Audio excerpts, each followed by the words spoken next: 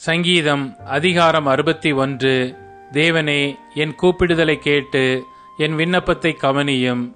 என் இருதயம் தொய்யும்போது பூமியின் கடையாந்தரத்திலிருந்து உம்மை நோக்கி கூப்பிடுவேன்.